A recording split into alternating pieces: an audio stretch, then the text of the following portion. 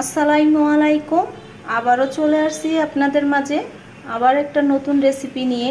আজকের রেসিপি সাবু দিয়ে গাজর দিয়ে পায়েস তৈরি করব। কিভাবে গাজর দিয়ে সাবু পায়েস তৈরি করতে হয় আপনাদেরকে আজকে আমি দেখাচ্ছি। চলুন তাহলে আমার পায়েসের রেসিপিটা তাহলে শুরু করা যাক।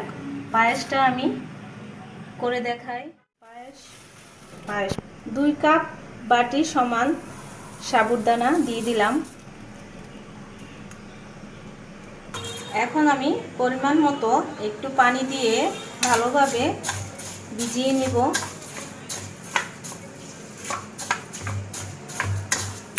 আমি সাবুদানাটা আগে ধুয়ে পরিষ্কার করে রেখেছি।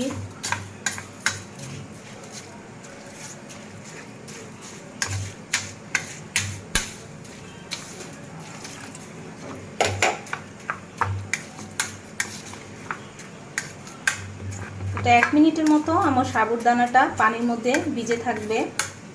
এইভাবে আমি ভিজিয়ে রাখবো। এখন আমি আগে দুধটা বসিয়ে রেখেছি চুলায়।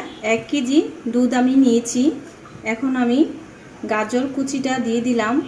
গাজর আমি এই জায়গায় 3টা গাজর দিয়েছি।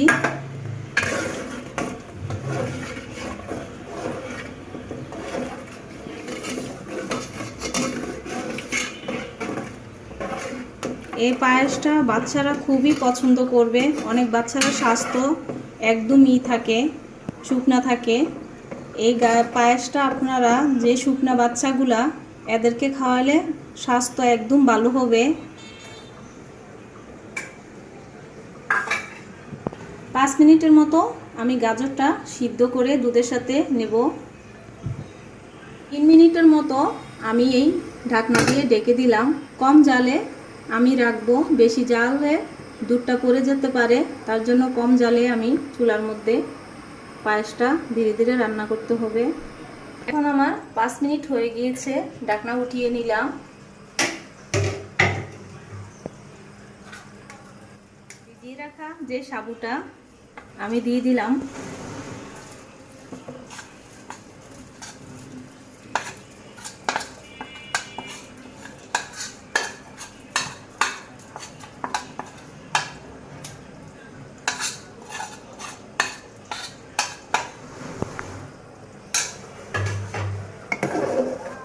এভাবে আস্তে আস্তে রাখতে হবে।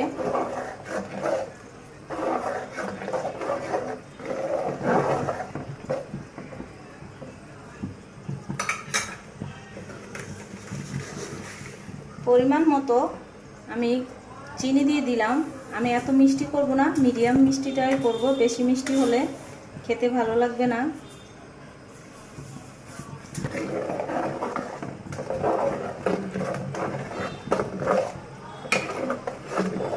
একদম কম জালে এই পায়েসটা তৈরি করা লাগে। বেশি জাল দিলে পায়েসটা রান্না ভালো হবে না। এর মাঝে আমি কিশমিশ দিয়ে দিব।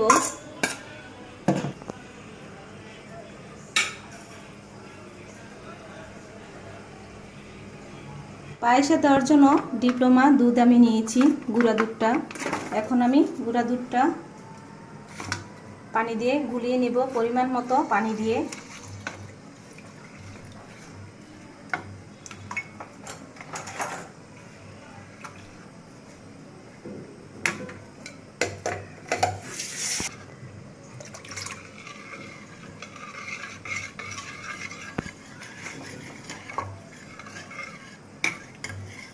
এভাবে ভালো করে দুধটা আমি গুলিয়ে নিলাম।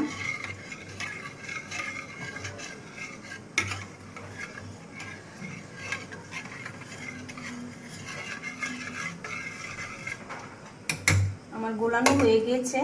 এখন আমি পায়েসের মধ্যে দুধটা দিয়ে দিব।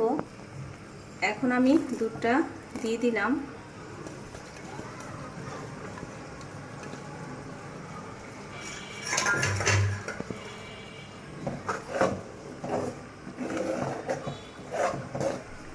কম জালে পায়েসটা তৈরি করতে হবে, না হলে নিচে দিয়ে লেগে যেতে পারে।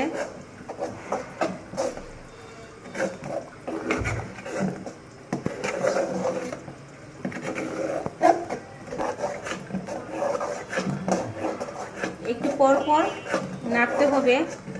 4 মিনিটের মতো চুলায় আমি রাখবো, তারপরে পায়েসটা হয়ে যাবে।